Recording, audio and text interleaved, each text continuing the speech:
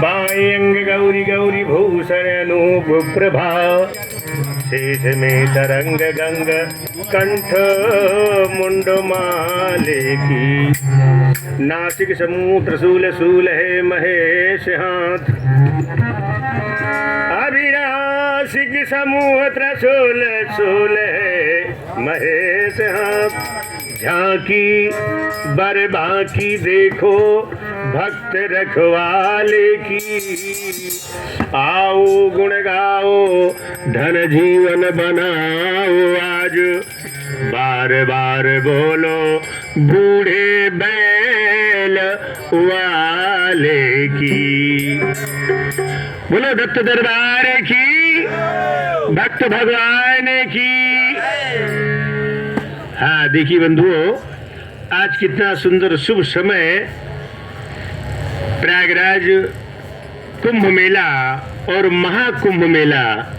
बंधुओं, ये भी समय एक बहुत बड़े भाग से प्राप्त होता है, क्योंकि बताया है बिना पुरातन पुण्य बिन मांगे मिले न चार, सुख संपद शरीर भर वर विद्यायरु नारो। बंधुओं, भगवान ने कहा हे मानव, मैं तुझे मृतलोक भेजता हूं। मानव ने कहा प्रभु, मुझे मृतलोक क्यों भेजते हो? मैं तो आपकी सानिध्य में बैठा हूं, मैं तो आपकी सानिध्य में बैठा हूं। और फिर मैंने सुना है प्रभु कि जन्म जन्म मुनि यज्ञ कराही, अंत राम कहियावत नहीं। प्रभु, मैंने सुना है कि साधु संत ऋषि मुनि जन्म जन्मांतर तक तप करते हैं, फिर भी परमात्मा का दर्शन नहीं प्राप्त होता, और मैं आपके सानिध्य में बैठा हूं और मुझे आप मृतलोक भेजते हो, क्यों? भगवान ने कहा हे मानव, ये प्रकृति का नियम है, ये प्रकृति का नियम है कि जो जन्म है सो निश्चय नासे, अजो नासे सो पुनः प्रकाश। जो जन्म लेता है वो मरता है, और जो मरता है वो फिर से दोबारा जन्म लेता है। ये प्रकृति का नियम है। जैसे उदाहरण में, जाओ चल चलो वसंत ऋतु, दियहु द्रवन पतझार, अता से भयो नवीन पतु, दियहु नवीरता जाए। बंधु, बसंत ऋतु आती है तो हर वृक्ष अपने एक एक पत्ते तोड़कर दान में अर्पित कर देता, बल्कि कोई महापुरुष नहीं कहता किसी वृक्ष को बीमारी लग गई, कि कोई बोलता है, कोई नहीं बोलता है कि इस वृक्ष को बीमारी लगी।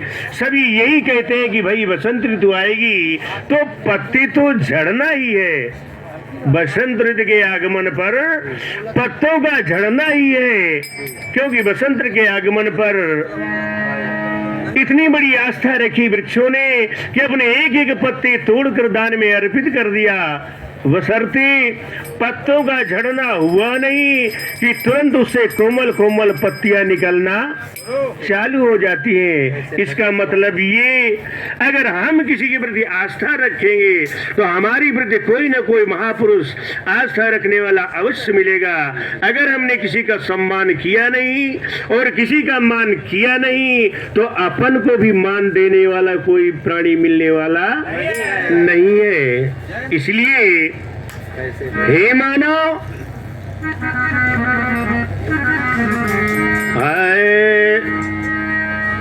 अगर हम किसी को सम्मान देंगे तो अपन को भी सम्मान अवश्य प्राप्त होगा।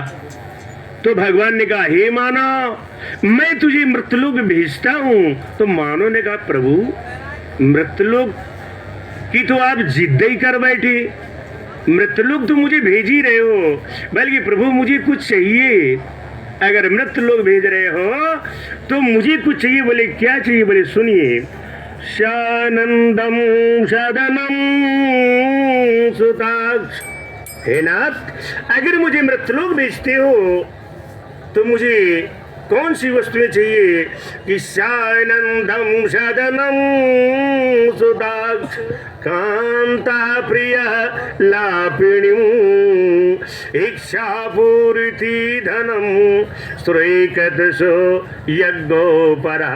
हे नाथ, आप मुझे अगर मृतलोक भेजते हो तो पहले मुझे साफ सुथरा मकान दे देना, क्योंकि गृहस्थी के लिए 3 चीजें बहुत जरूरी है। कौन? रोटी, कपड़ा और ये 3 चीजें बहुत जरूरी है। तो पहले मुझे साफ सुथरा मकान दे देना। कांता प्रिय लापिणीम, पत्नी प्रिय मधुर और सरल बोलने वाली हो, और इच्छा पूर्ति धनम, मालिक हमारी इच्छा के अनुसार धन भी दे देना कि मेरे दरवाजे पर कोई अतिथि गौ ब्राह्मण कन्या आ जाए तो मैं उनका सम्मान कर सकूं। सुरेगत सो यज्ञोपरा।